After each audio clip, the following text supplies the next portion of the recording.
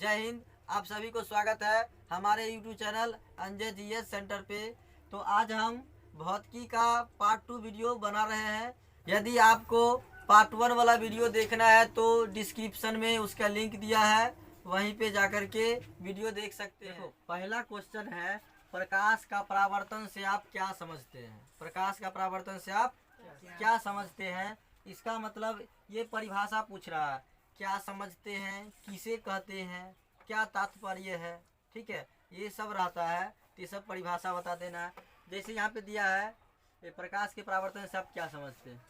जब प्रकाश की किरण किसी चिकनी सतह से टकराकर उसी माध्यम में जब प्रकाश की किरण किसी चिकनी सतह से टकराकर उसी माध्यम में वापस लौट जाती है, यानी उसी माध्यम में लौट जाती है, तो इस घटना को प्रकाश का परावर्तन कहते हैं। क्या कहते हैं? प्रकाश का परावर्तन। जब प्रकाश की किरण किसी चिकनी सतह से, चिकनी सतह मतलब क्या, कुछ भी साफ होना चाहिए। जैसे आईना हुआ, साफ बर्तन होता है ना, बर्तन से भी पानी जैसे साफ पानी भी हुआ, साफ ये बर्तन भी होता है, उससे भी परावर्तन की क्रिया होती है। तो वही है, जब प्रकाश की किरण किसी चिकनी सतह से टकराकर उसी माध्यम में वापस लौट जाती है, तो इस घटना को प्रकाश का परावर्तन कहते हैं। समझ में आया? प्रकाश के परावर्तन के कितने नियम है? तो 2 नियम है। प्रकाश के परावर्तन के 2 नियम है। प्रकाश के परावर्तन के 2 नियम है। पहला है आपतित किरण। क्या है? आपतित किरण, परावर्तित किरण और आपतन बिंदु पर डाला गया अभिलंब तीनों एक ही समतल में होते हैं। यानी तीनों एक ही तल में होता है, एक ही समतल में होता है। समझ में आया?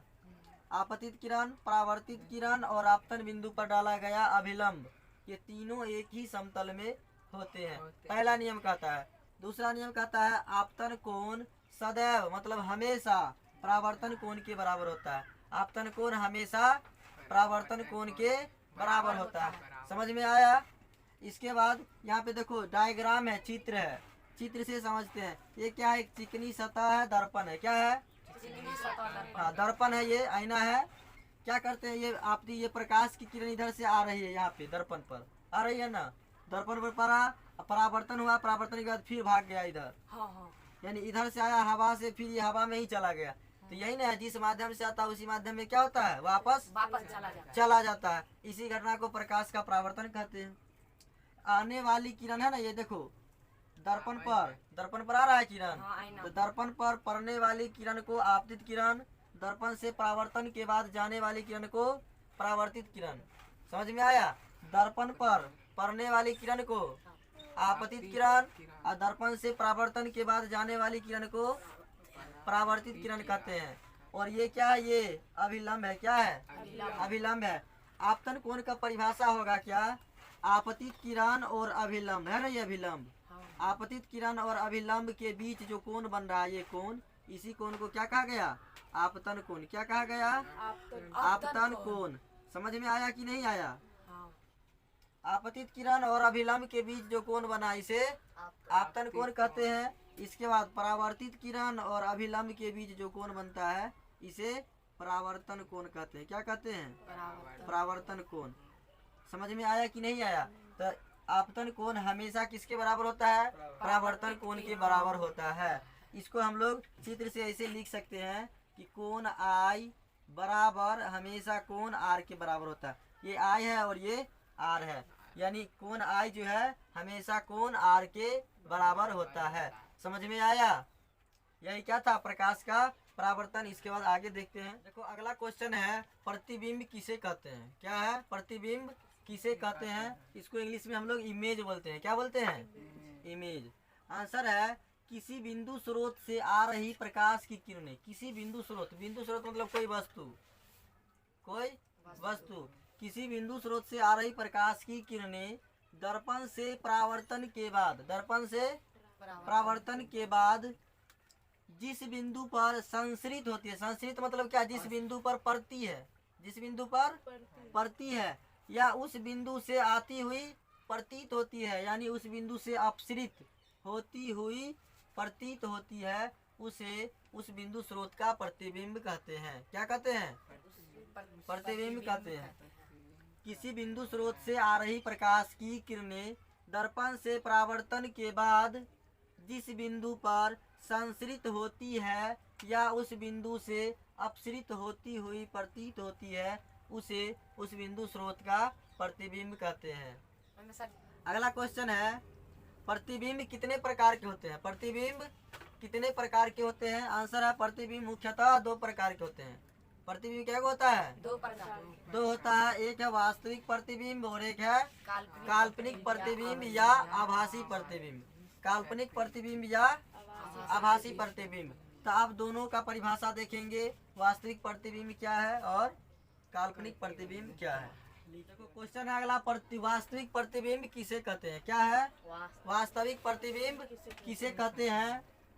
तो किसी बिंदु स्रोत से आ रही प्रकाश की किरणें, किसी बिंदु स्रोत से आ रही प्रकाश की किरणें दर्पण से परावर्तन के बाद, दर्पण से परावर्तन के बाद जिस बिंदु पर वास्तविक रूप से, वास्तविक रूप का मतलब क्या? रियल में, असली में मिलती है, उसे हम लोग क्या कहते हैं? वास्तविक प्रतिबिंब कहते हैं। क्या कहते हैं? वास्तविक प्रतिबिंब कहते हैं। समझ में आया? किसी बिंदु स्रोत से आ रही प्रकाश की किरणें दर्पण से परावर्तन के बाद जिस बिंदु पर वास्तविक रूप से मिलती है, उसे वास्तविक प्रतिबिंब कहते हैं। क्या कहते हैं? वास्तविक प्रतिबिंब कहते हैं। अगला है, काल्पनिक प्रतिबिंब या आभासी प्रतिबिंब क्या है? तो किसी बिंदु स्रोत से आ रही प्रकाश की किरणें दर्पण से परावर्तन के बाद जिस बिंदु से आती हुई प्रतीत होती है, लगता है कि उधर से आ रहा है, प्रतीत होता है, आभास होता है, उसे हम लोग क्या कहते हैं? आभासी प्रतिबिंब या काल्पनिक प्रतिबिंब। समझ में आया? किसी बिंदु स्रोत से आ रही प्रकाश की किरणें दर्पण से परावर्तन के बाद जिस बिंदु से आती हुई प्रतीत होती है, उसे क्या कहते हैं? काल्पनिक प्रतिबिंब कहते हैं। क्या कहते हैं? या आभासी प्रतिबिंब। समझ में आया रे? अगला क्वेश्चन है, वास्तविक प्रतिबिंब और काल्पनिक प्रतिबिंब में अंतर लिखिए। क्या है? वास्तविक प्रतिबिंब और काल्पनिक प्रतिबिंब में अंतर लिखना है। आंसर है, वास्तविक प्रतिबिंब और काल्पनिक प्रतिबिंब में निम्नलिखित अंतर है।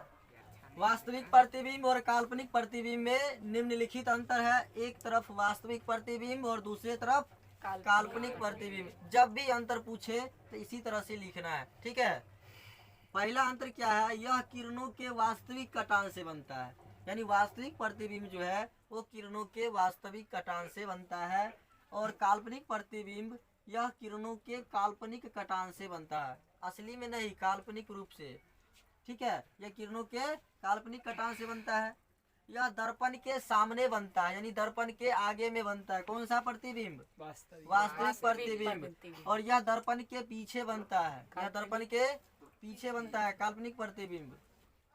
इसे पर्दे पर प्राप्त किया जा सकता है, यानी वास्तविक प्रतिबिंब को पर्दे पर प्राप्त किया जा सकता है, इसे पर्दे पर प्राप्त नहीं किया जा सकता है। काल्पनिक प्रतिबिंब को पर्दे पर प्राप्त नहीं किया जा सकता है। यह प्रतिबिंब हमेशा उल्टा बनता है। वास्तविक प्रतिबिंब हमेशा कैसा बनता है? उल्टा बनता है। और यह प्रतिबिंब हमेशा सीधा बनता है, यानी काल्पनिक प्रतिबिंब हमेशा सीधा बनता है। कैसा बनता है? हमेशा सीधा बनता है। इसके बाद है, पांचवा है, कहता इसमें प्रकाश की किरणें वास्तव में आती है। वास्तविक प्रतिबिंब में क्या होता है? प्रकाश की किरणें वास्तव में आती है, और इसमें प्रकाश की किरणें आती हुई प्रतीत होती है, आती हुई प्रतीत होती है। किसमें? काल्पनिक प्रतिबिंब में। समझ में आया? हाँ। यही पांचों अंतर है। जब भी अंतर पूछे तो लिख देना है। क्लियर? अगला क्वेश्चन है, पारदर्शी पदार्थ किसे कहते हैं? पारदर्शी पदार्थ किसे कहते हैं? वे पदार्थ जिनसे होकर प्रकाश आर पार निकल जाता है। वे पदार्थ जिनसे होकर प्रकाश आर पार निकल जाता है, उसे पारदर्शी पदार्थ कहते हैं। जैसे साफ जल हुआ, कांच हुआ, हवा है, ये सब क्या है? पारदर्शी पदार्थ है, क्योंकि ये सब से प्रकाश आर पार हो जाता है। आ जाते ट्रेन वाला आवाज की ट्रेन हो गया। अगला है 9 नंबर, पारभासी पदार्थ किसे कहते हैं? वे पदार्थ जिनसे होकर प्रकाश का कुछ अंश ही बाहर निकल पाता है। यानी जिस पदार्थ से होकर हम किसी भी चीज को धुंधला धुंधला देख सकते हैं उसे हम लोग पारभासी पदार्थ कहते हैं। जैसे तेल लगा हुआ कागज हुआ, भींगा हुआ धोती हुआ, घिसा हुआ कांच।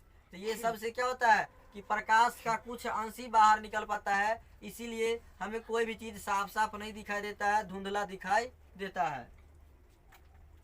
अगला है अपारदर्शी पदार्थ किसे कहते हैं? वे पदार्थ जिनसे होकर प्रकाश आर पार नहीं निकल पाता है उसे अपारदर्शी पदार्थ कहते हैं। जैसे लकड़ी हुआ, किताब हुआ, ईंट हुआ, पत्थर इत्यादि, ये सभी क्या है? अपारदर्शी पदार्थ है। इनसे होकर के प्रकाश आर पार नहीं निकल सकता है।